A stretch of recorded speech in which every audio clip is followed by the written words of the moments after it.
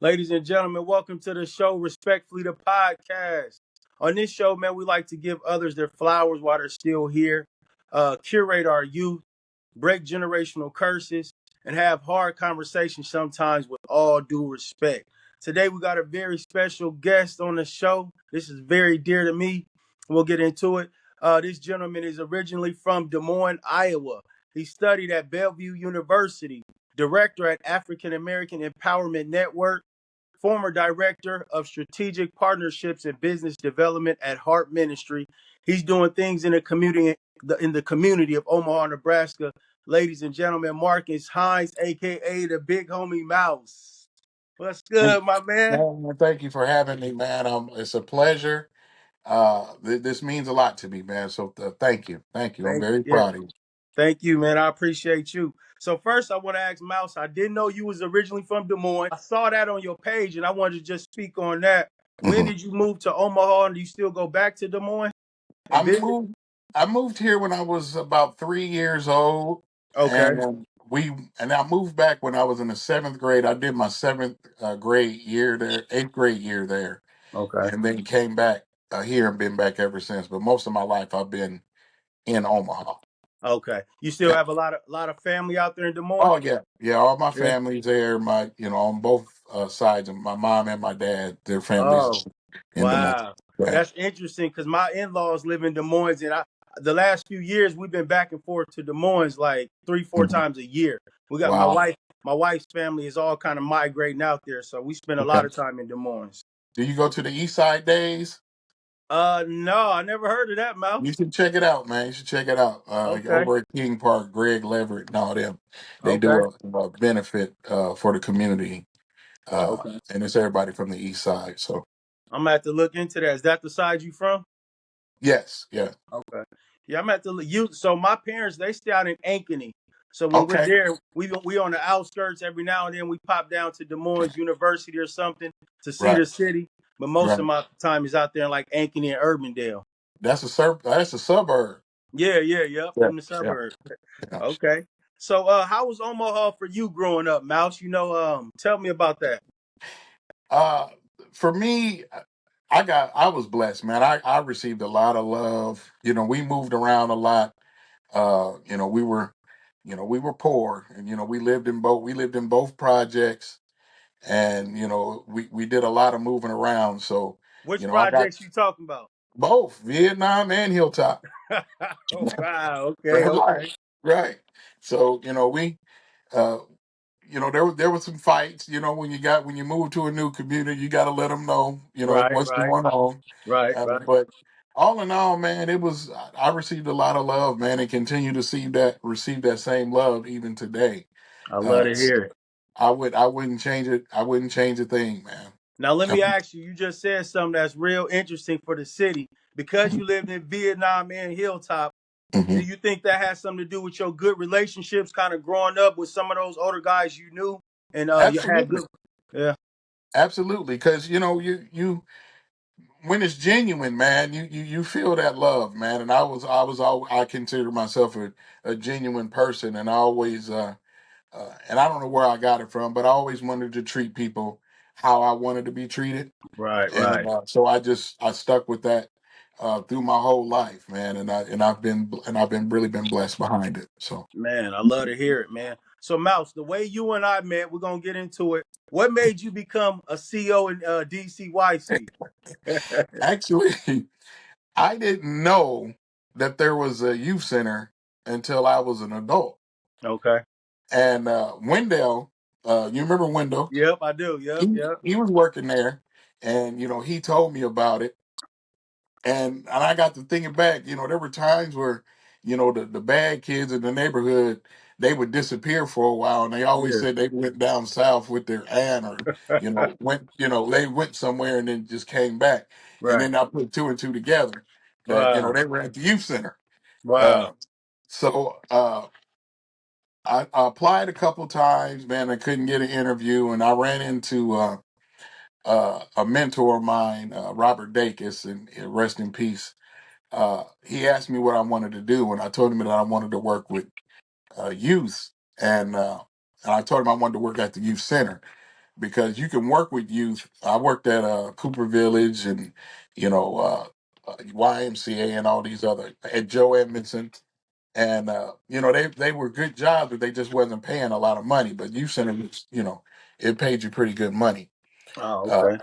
so I talked to Lieutenant Dacus and I told him what I wanted to do, and he got on the phone while I was sitting there, called Sidney Burns, who was the director, and was like, "Look, Wow. I got my nephew. He want to come out there and work." Da da da da da. It was a Thursday. Monday, I had an interview, and then that following Thursday, I was hired. Wow. That's Yeah, effortless.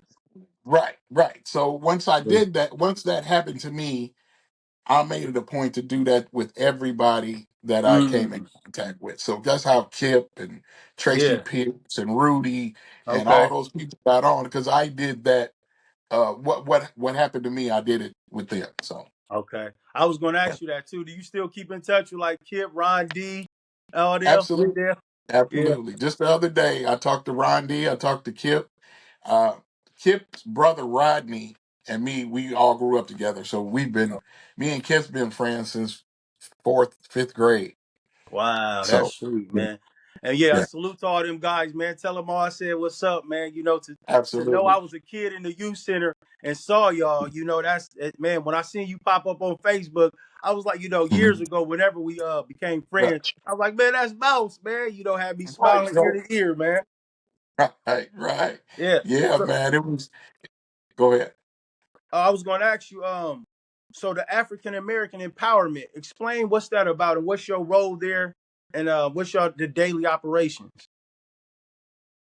The African American Empowerment Network it's more of a community help organization, and we deal specifically with African American businesses. Uh, Everything that we do it with African American businesses. So, uh, what I do is I am the worksite development director for the Step Up program. The Step Up program is a summer program that get you employment or internships with jobs.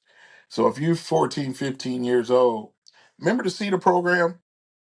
Cedar. You might not remember CETA, but CETA was CETA. It Oh, was a summer Cinda. program where when I was Okay. a kid, they would just they would send you somewhere for the summer, and you'd be like shucking corn, Mm. for 8 weeks, and then you come back, you had a little money, you had some money to go shopping for school clothes. So it was kind of based on that, but a little bit better, because what I do is I find out what you're interested in. So if you're interested in, TV, I'm going to call channel 673, and I'm going to find out if they need some interns or if they got a Mm. position where you can come in and work for the summer. And that way you can get that experience. You're doing what you love to do. You're making a little money. And at the end of the program, you got a little money to, help out at home or buy your school clothes or That's whatever the case may be. And if you keep doing it, there's opportunity for you to get employment, full-time employment. And this is how I pitch it to the employers. You get somebody in at 14, 15 years old, and that's what they want to do. And hmm they stick with you until they're 18 years old. Then you got a seasoned mm. employee that you could just, that knows you, that knows your staff, that knows how you run things. You can just slide right into a job. The flip side of that is, if sometimes you at 14 or 15, you think you want to do something, Yeah. until you get a chance to do it.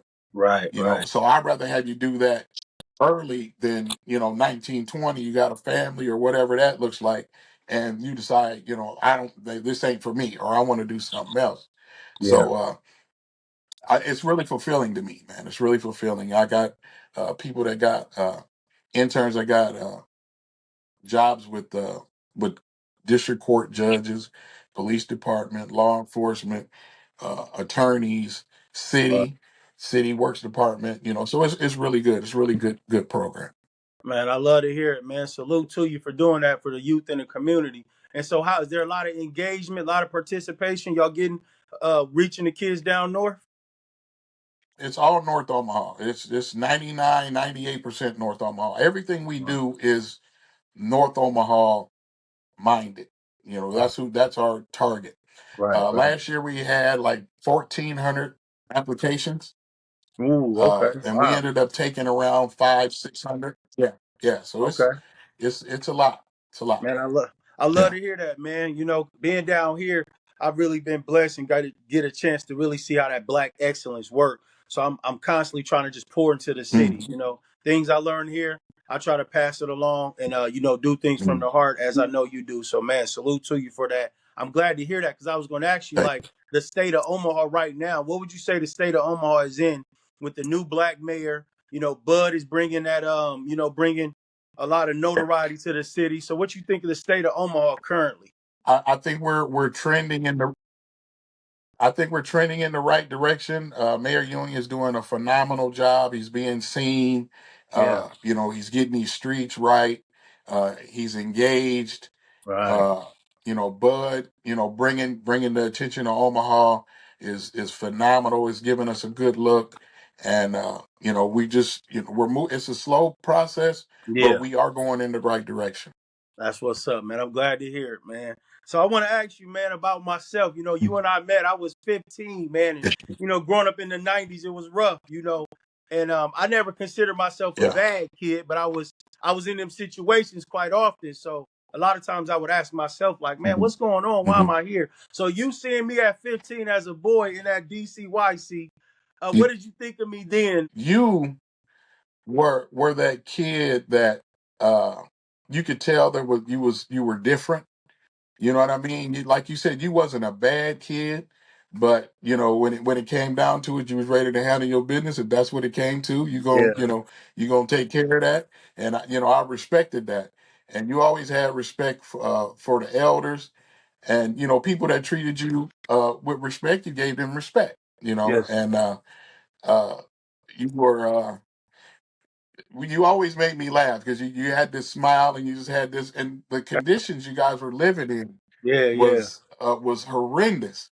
Yeah. Yeah. So to see our young black men and living in those conditions, but to see you, you didn't let it bother you. You know what I mean? You knew what it was, but you just you put your head down. You got through it.